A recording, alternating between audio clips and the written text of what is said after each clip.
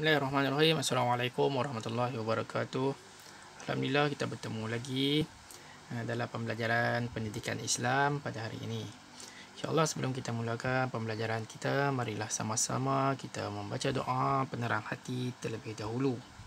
Semoga pembelajaran kita diberkati oleh Allah Subhanahu Wa Taala.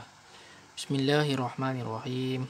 Allahumma aftah alaina hikmataka wa anshur alaina min khazaini rahmatika ya arhamar rahimin. Amin amin amin ya rabbal alamin. Alhamdulillah, sebelum kita mula belajar, sebelum kita masuk ke dalam tajuk, saya ingin bertanya kepada kamu. Okay, saya akan bertanya kepada kamu, sekiranya, bayangkan sekiranya ada seseorang dia datang ke belakang kamu dan dia cuit kamu, dia pegang kamu, pak kat bahu kamu. Okey, apa yang kamu akan buat? Cuba fikirkan.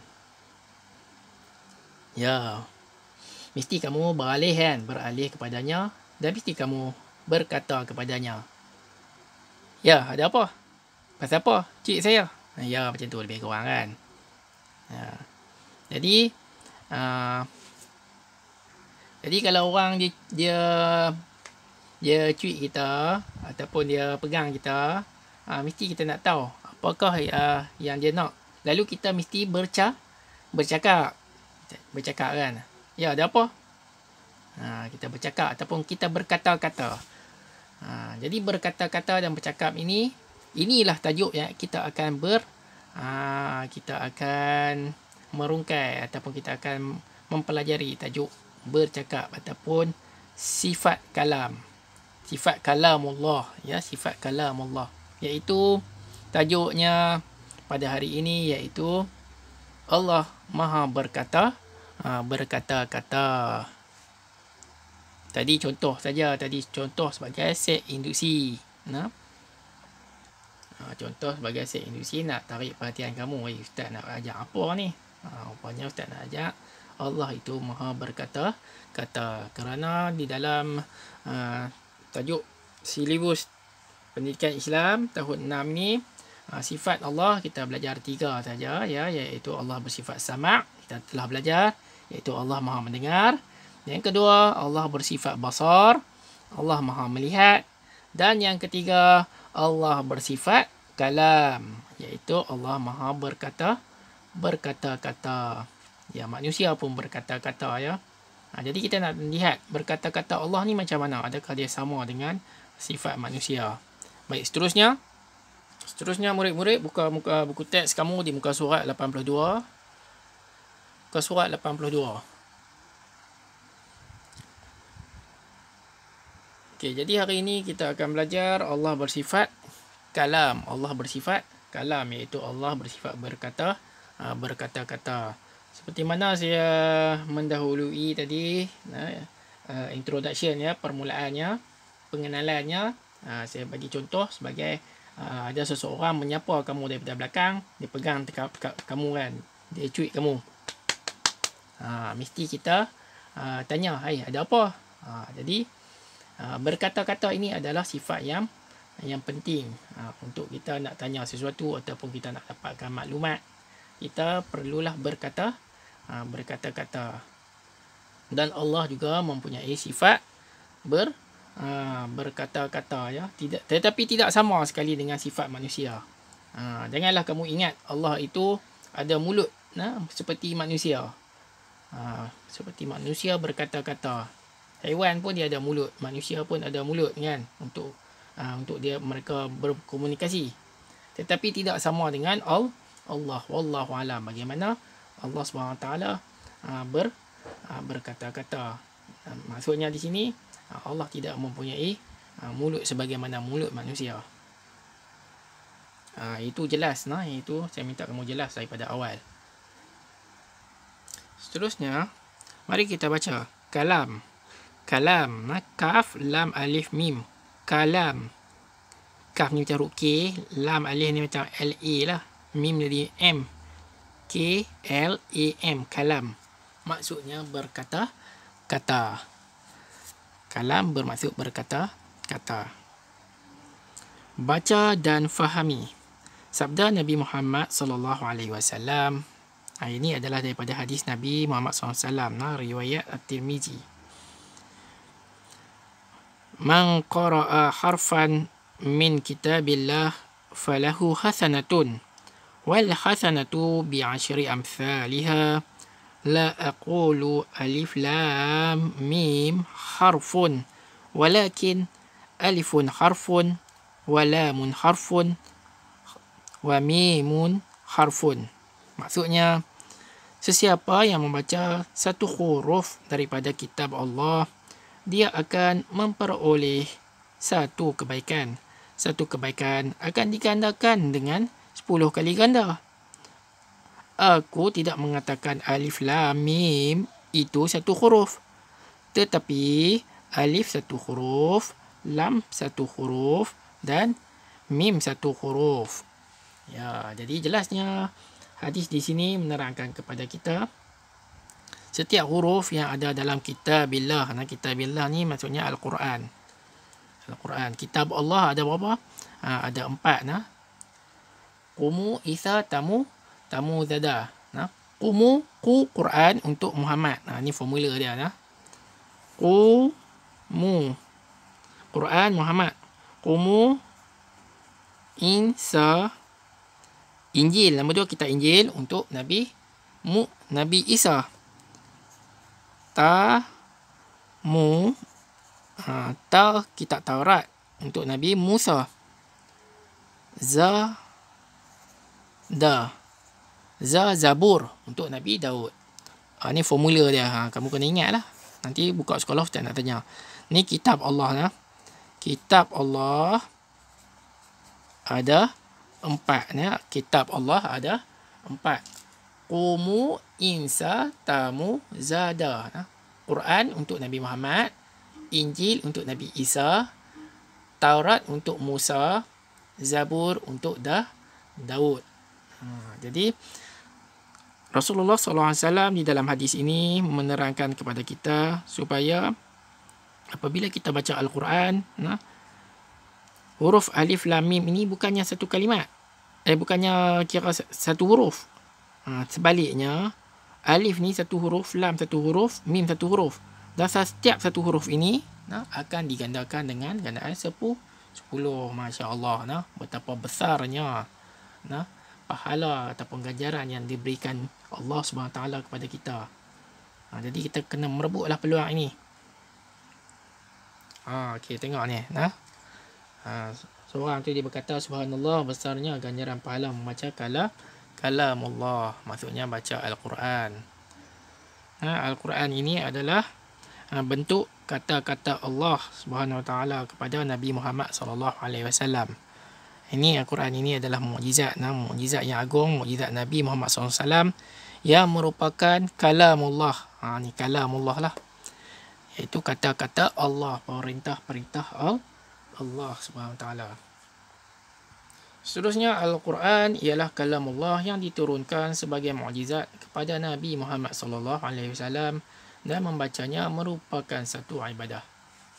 Jadi kita baca Al-Quran ini merupakan satu ibadah. Free saja Allah nak bagi pahala kepada kita kalau kita rajin membaca Al-Quran. Sebab itu kalau kita melihat ada di kalangan orang yang membaca Al-Quran ni, sifat dia berlain daripada sifat orang yang tak baca Al-Quran. Selalunya yang kita dapat lihat orang yang baca Quran ni adalah orang yang beriman, orang yang baik-baik, orang yang zuhud, orang yang merendahkan diri. Sebab apa? Sebab Al-Quran itu mengandungi ayat-ayat yang asyifa, mengubat. Dia boleh mengubat hati kita. Ayat-ayat yang rahmah. Yang rahmah itu ayat-ayat yang pengasih, dapat melembutkan hati kita. Dan dalam Al-Quran itu mempunyai sejarah-sejarah, kisah-kisah para rasul yang mengandungi banyak pengajaran dan iktibar. Seterusnya di muka surat 83, arti sifat kalam. Kita wajib beriman bahawa Allah bersifat kalam. Sifat kalam Allah bererti Allah maha berkata-kata. Allah Ta'ala maha berkata-kata tanpa memerlukan alat, bantuan dan perantaraan. Cara Allah berkata-kata tidak serupa sama sekali dengan makhluk. Jadi sifat Allah kalam ini tidak sama dengan sifat makhluk. Dan Allah berkata-kata tidak mempunyai perantaraan.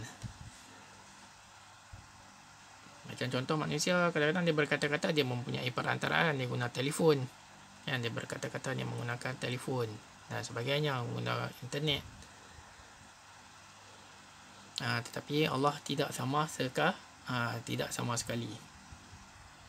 Kemudiannya dalil naqli, iaitu dalil sumber yang diambil daripada ayat Al-Quran. Firman Allah Ta'ala, wa kallamallahu Musa taklima, surah An-Nisa. Maksudnya, dan Allah telah berkata-kata kepada Nabi Musa dengan kata-kata secara langsung, tidak ada perantaraan. Maksudnya Allah SWT ini pernah bercakap dengan Nabi Musa, di mana peristiwa itu semasa Nabi Musa membawa kaumnya Bani Israel daripada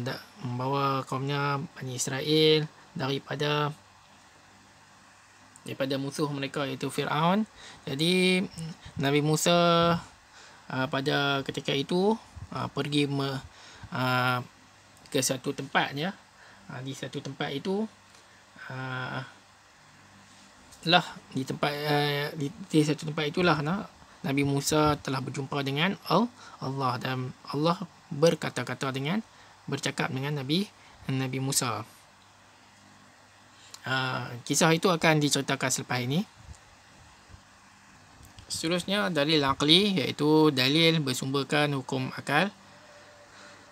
Jika Allah tidak boleh berkata-kata, maka berlakulah kekurangan baginya. Jika Allah tak boleh bercakap, maksudnya adalah satu sifat kekurangan. Bagaimana dia nak berinteraksi dengan hamba dia, nak menyampaikan maklumat kepada Nabi Muhammad contohnya, nak menyampaikan ayat-ayat Al-Quran, kalau Allah tak boleh berkata-kata. Jadi adalah sifat kekurangannya di situ. Sedangkan mustahil bagi Allah bersifat kekurangan. Mustahil Allah itu bersifat kekurangan. Sesungguhnya bagi Allah segala sifat kesempurnaan dan kemuliaan. Jadi Tuhan itu dia tidak ada kekurangan, maksudnya perfect. Manusia dia ada kekurangan. Contohnya pendengaran manusia terbatas. Kita kalau dekat sini kita tahu lagi, kita boleh mendengar, tapi apa yang berlaku di bilik sebelah kita tak tahu apa yang berlaku, kita tak boleh dengar lah. Tetapi Allah dia dapat mendengar walaupun benda sangat halus bunyi sekalipun, kerana pendengaran Allah tidak terbatas. Itulah yang dimaksudkan dengan kekurangan. Jadi Allah tidak mempunyai sifat yang kekurangan. Baik, yang bawahnya pula, sifat kalam Allah mengandungi suruhan, tegahan dan pemberitahuan yang berupa wahyu kepada para rasulnya, seperti Al-Quran, Taurat, Injil dan Zabur. Maksudnya sifat Allah ini, dia kata-kata Allah ni dia kata macam mana? Dia kata-kata dia tak sama kata-kata macam kita. Tetapi kata-kata Allah ini adalah merupakan satu suruhan. Kalau kita ni kata-kata kita merapu, kadang-kadang cakap benda-benda yang merapu, merepek. Jadi Allah dia tak cakap benda-benda yang merepek, merapu, lara. Jadi Allah dia cakap hanya kata suruhan, tegahan dan pemberitahuan. Suruhan maksudnya benda apa yang kena buat, tegahan benda apa yang dilarang, yang kita kena jauh, dan pemberitahuan maksudnya pemberitahuan dia bagi tahulah kepada kita yang berupa wahyu kepada para rasulnya. Maksud pemberitahuan ni termasuklah daripada kisah-kisah, cerita-cerita yang terdahulu, macam Nabi Muhammad kan. Nabi Muhammad mungkin dia tak tahu kisah-kisah Nabi yang terdahulu. Mungkin Allah bagi tahu kepada Nabi Muhammad SAW. Kalau tidak, Nabi Muhammad dia nak tahu macam mana? Sedangkan Nabi Muhammad itu adalah manusia biasa saja. Sama seperti kita. Cuma Allah saja yang memberi wahyu kepada Nabi Muhammad. Barulah Nabi tahu kisah begini. Contohnya seperti begitulah. Jadi kisah-kisah yang Nabi-Nabi yang terdahulu ada diberitahu oleh Allah SWT kepada Nabi Muhammad melalui ayat-ayat Al-Quran. Contohnya macam kita lah. Kita pun tak tahu benda yang berlaku terdahulu. Sebab kita lahir tahun macam kamu lahir tahun berapa? Tahun 2000 berapa? Macam kamu lahir tahun 2000 berapa? 2009 2008. Macam tu. Kamu tak tahu benda yang berlaku pada tahun 1990. Jadi kalau kamu nak tahu macam mana, kamu kena rujuk lah sumber internet ataupun tengok sejarah lah, buka YouTube kan, nak tahu sejarah-sejarah terdahulu. Jadi kita memerlukan sesuatu untuk kita tahu perkara-perkara yang dahulu. Begitu juga dengan Nabi Muhammad SAW. Ada benda yang baginda tidak tahu dan perkara itu diberitahu oleh Allah SWT. Kerana Allah SWT ni adalah Tuhan yang maha sempurna. Jadi itu maksudnya pemberitahuan ya. Maksudnya pemberitahuan lagi termasuklah lagi dengan hukum hakam yang perlu kita ikut, yang wajib kita ikut, yang haram kita tinggal, dan yang harus kita boleh buat. Itulah kalamul Allah. Dan Allah juga dia memberikan 4 buah kitab kepada Nabi-Nabi yang terdahulu, iaitu kitab Al-Quran, Taurat, Injil dan Zabur. Ingat Qumu, Isa, Tamu, Tada. Quran untuk kitab Allah ni, Qumu, Quran untuk Nabi Muhammad, Isa untuk Nabi Isa, Taurat untuk Musa dan Zabur untuk Nabi Daud. Seterusnya di muka surat 84, inilah yang dikatakan yang saya akan ceritakan, iaitu kisah Nabi Musa bercakap dengan Allah Ta'ala. Semasa Nabi Musa membawa kaum dia, Bani Israel yang mana beriman dengan Allah SWT, Nabi Musa tinggalkan mereka di satu tempat dan baginda pergi berjalan-jalan. Lalu Allah SWT bercakap dengan Nabi Musa. Inilah kisahnya. Assalamualaikum warahmatullahi wabarakatuh. Nabi Musa alaihi salam, junjungan mulia, membawa risalah Islam, bergema, menentang Fir'aun, bongkak derhaka, berkata-kata dengan Allah, mukjizat dikurniakan. Kawan-kawan yang dihormati, Nabi Musa AS diutuskan Allah untuk memimpin Bani Israel ke jalan yang benar. Musa AS ialah Nabi yang boleh bercakap terus dengan Allah. Dalam Al-Quran ada menceritakan tentang mukjizat Nabi Musa AS seperti dalam surah Taha ayat 11 hingga 15. Jadi firman Allah Ta'ala yang bermaksud, maka apabila ia sampai ke tempat api itu, kedengaran ia diseru, wahai Musa, sesungguhnya aku Tuhanmu, bukalah kasutmu, kerana engkau sekarang berada di lembah tua yang suci. Aku telah memilihmu menjadi Rasul. Ketika mana Nabi Musa meninggalkan kaum dia, dia telah pergi dan berada di satu tempat yang bernama Lembah Tua. Lembah Tua ni adalah satu lembah yang suci. Allah SWT telah memerintahnya supaya membuka kasutmu, kerana membuka kasut Nabi Musa lah, kerana tempat itu adalah tempat yang suci. Dan Allah SWT telah memilih beliau untuk menjadi Rasul ketika peristiwa itu. Jadi hebatnya Nabi Musa ni, dia dapat bercakap secara langsung dengan Allah Ta'ala. Satu kurniaan yang jarang-jarang diperolehi oleh mana-mana Nabi yang boleh bercakap secara langsung dengan Allah Ta'ala. Tidak ke semua Nabi boleh bercakap secara langsung dengan Allah Ta'ala. Kita teruskan lagi. Dengarlah apa yang diwahyukan kepadamu. Sesungguhnya aku Allah, tiada Tuhan melainkan aku. Oleh itu sembahlah aku dan dirikanlah solat untuk mengikutiku. Jadi Allah SWT ni memberitahu kepada Nabi Musa bahawa dialah Tuhan.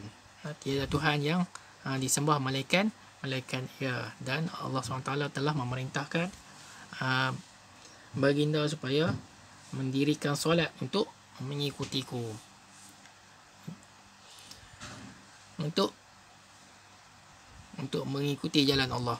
Seterusnya firman Allah Ta'ala lagi, sesungguhnya hari kiamat itu tetap akan datang. Aku sembunyikan masa datangnya supaya setiap diri dibalas dengan apa yang diusahakan. Maksudnya Allah SWT dia bagi tahu lagi, sesungguhnya hari kiamat itu memang akan ada. Dan Allah SWT menyembunyikan masa hari kiamat itu, bila akan berlaku hari kiamat itu.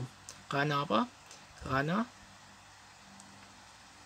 Kerana nak menguji manusia, adakah mereka akan beramal ataupun beriman dengan apa yang Allah bagi tahu.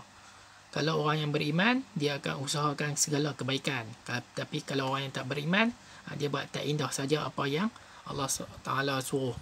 Jadi Allah SWT pada esok hari dia akan, pada hari kiamat ini dia akan membalas apa yang kita usahakan. Jadi orang-orang yang beriman ni adalah orang-orang yang beruntung. Orang-orang yang tak beriman adalah orang-orang yang rugi. Kawan-kawan yang dirahmati Allah sekalian, begitulah mukjizat Nabi Musa AS yang dapat berkata-kata dengan Allah. Oleh itu, kita wajib beriman bahawa Allah bersifat berkalam dengan meyakini Allah Maha berkata-kata. Jadi tajuk hari ni kita kena faham, kita wajib beriman dengan Allah berkata-kata. Bukan setakat wajib beriman, kita kena yakin Allah berkata-kata. Dan kata-kata Allah berbeza dengan makhluknya. Maksudnya tak sama pula. Allah tu berkata-kata macam mana? Dia berbeza dengan makhluknya. Dia tak bercakap dengan mulut seperti mana mulut manusia. Tak sama. Tidak memerlukan alat dan perantaraan. Tak memerlukan alat. Macam kita kadang-kadang nak berkata-kata dengan orang yang jauh, kita memerlukan telefon. Tapi Allah tidak memerlukan telefon. Tak ada alat pun. Apabila kita beriman dengan sifat kalam Allah, banyak kesannya dalam kehidupan kita, iaitu yang pertama, mengakui kebesaran dan keagungan Allah. Yang kedua, menjadikan Al-Quran sebagai pegangan dalam kehidupan. Yang ketiga, beramal dengan segala perintah Allah dan meninggalkan segala larangannya. Yang keempat, dikasihi dan dirahmati Allah. Sekian, wassalamualaikum warahmatullahi wabarakatuh. Okey, sekarang buka muka surat 87, sedikit perbincangan di dalam ruangan ini. Ini muka surat 87. Berdasarkan pernyataan di bawah, jawab soalan yang diberikan.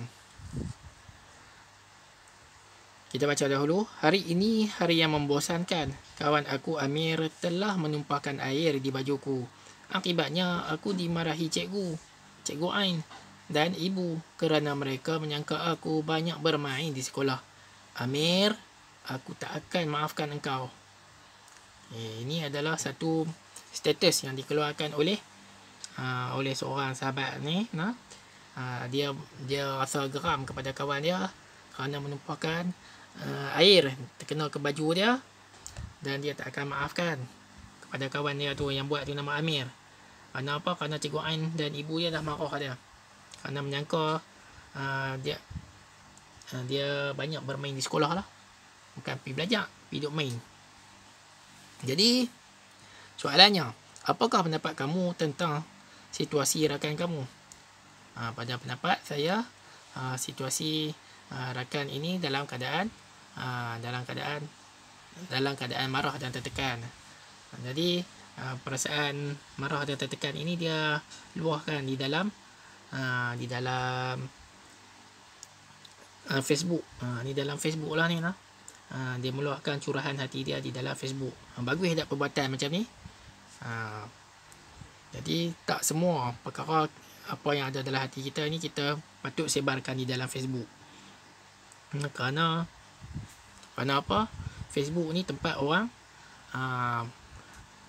orang macam-macam lah. Ada yang mengambil info, dia macam diary lah. Jadi ada benda yang patut diceritakan dan ada benda yang tak patut diceritakan. Macam ni cerita tak baik ni. Jadi cerita yang tak baik ni tak patut kita letakkan di dalam Facebook. Jadi saya nak nasihatkan pada kamu, janganlah kita buat macam ni lah. Okay, jika kita beriman dengan kalam Allah, bagaimana kamu memanfaatkan laman sosial ini dengan cara yang diredai oleh Allah SWT. Jadi laman sosial ni kita guna Facebook, apa lagi, Instagram dan sebagainya tu, hendaklah kita manfaatkan. Janganlah kita meletakkan status-status yang meragukan. Macam ni boleh menimbulkan fitnah ni, yang meragukan. Ini maksudnya ada perasaan dendam sampai tak mau maafkan orang. Jadi bila orang baca ni, orang pun kata ish apa ni, duk berdendam pula dengan kawan. Lepas tu mereka akan komen pula dan sebagainya. Jadi wujud hubungan yang tidak baik dan hubungan suasana yang tidak harmoni. Jadi sekarang ini di zaman internet ini, media sosial ini merupakan satu medium untuk kita menceritakan. Kita berkata-kata. Sekarang kita cakap tak payah pakai mulut pun tak apa dah. Kita cakap pakai type je. Jadi benda ni kalau baik, baiklah kegunaannya. Tapi kalau kita guna untuk buruk, jadi kita dapat manfaat yang buruk. Jadi berhati-hati dengan media sosial, Facebook. Kalau masuk benda-benda yang baik, kita akan mendapat kebaikan kepada kita. Jadi kalau kita nak kongsikan apa di dalam Facebook kita, boleh lah. Kita kongsikan perkara-perkara yang memberi manfaat kepada kita. Kalau benda yang tidak ada manfaat, saya ingat tak payahlah kita kongsi di dalam media sosial, kerana ia boleh mencetuskan rasa salah faham orang kepada kita. Kesimpulannya, nak kaitkan media sosial ini merupakan satu medium untuk kita berkata-kata jugalah, kalam. Kalam kita lah, kalam manusia lah. Tetapi kalam Allah tidak sama dengan kalam manusia. Jika membandingkan Al-Quran, dia adalah merupakan kitab yang sempurna. Al-Quran dia tidak dipanggil sebagai buku, tetapi disebut sebagai Al-Quran. Seterusnya kita akan buat sedikit latihan di dalam buku Sukses A, buku aktiviti ini. Murid-murid bolehlah membuka buku ini, dibuka surat 35. Ya, buka surat 35. Sebagai panduan untuk menjawab buku ini, murid-murid bolehlah membuka bersama kamu dengan buku teks untuk panduan kita mencari jawapan. Seterusnya, lengkapkan rajah berikut. Yang pertama sekali, kamu tulis tarikh hari ini. Di atas buku ni ada tarikh. Hari ni berapa hari bulan? 25 hari bulan 6 tahun 2021 Masihi. Seterusnya, lengkapkan rajah berikut. Yang pertama, ni apa ni? Ibu apa? Guru, buku teks, internet. Okay, kita baca peta bulatan ini. Yang pertama, pengertian Allah bersifat kalam. Apa maksud Allah bersifat kalam? Maksudnya ialah, kita cari ayat dalam buku teks, bererti Allah maha berkata-kata. Sifat kalam ialah Allah bererti Allah maha berkata-kata. Pengertian sifat kalam ialah Allah maha berkata-kata. Okey, mudah saja. Dah siap satu. Sekarang kita tengok nombor 2. Apakah dalil nakli dan artinya? Dalil nakli, kamu ambil ayat ini, wa kallamallahu Musa taklima. Okey, tulis ayat itu. Bismillahirrahmanirrahim.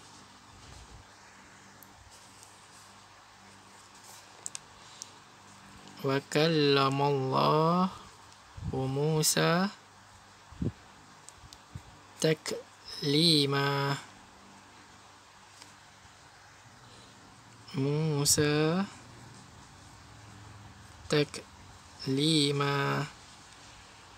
berbaris, letakkan baris. Wa kallamallahu Musa taklima. Okay, dah siap ya. Artinya tu, Allah berkata-kata dengan Musa dengan kata-kata. Seterusnya dalil aqli. Dalil aqli ambil di sini, ambil di sini. Jika Allah tidak boleh berkata-kata, maka berlakulah kekurangan. Maksudnya berlakulah sifat kekurangan. Okay, letakkan titik. Jika Allah tidak boleh berkata-kata, maka berlakulah kekurangan. Maksudnya sifat kekurangan. Mustahil Allah bersifat kekurangan. Seterusnya, hukum beriman adalah wajib. Kita wajib meyakini Allah itu dengan sifat kalam. Seterusnya di muka surat 36, pilih dan lorekkan kesan beriman dengan sifat kalamullah. Okay, kamu lorekkan. Mengakui kebesaran dan keagungan Allah, lalai dengan mengingati Allah. Okay, bila kita beriman, okay, kita tanda sikit kesan beriman. Kesan, dia nak cari kesan. Apakah kesan yang akan dapat jika kita beriman dengan kalamullah? Jadi semestinya kita mengakui tentang kebesaran Allah. Lorekkan. Okay. Seterusnya nombor 2. Kesannya adalah menjadikan harta benda sebagai pegangan hidup. Ataupun yang kedua, menjadikan Al-Quran sebagai pegangan hidup. Yang mana satu pegangan hidup kita? Harta benda ataupun Al-Quran? Tentulah Al-Quran. Lorekkan. Al-Quran. Yang ketiga, kesannya ialah beramal dengan segala perintah Allah, ataupun kesannya ialah melakukan segala perkara yang mungkar.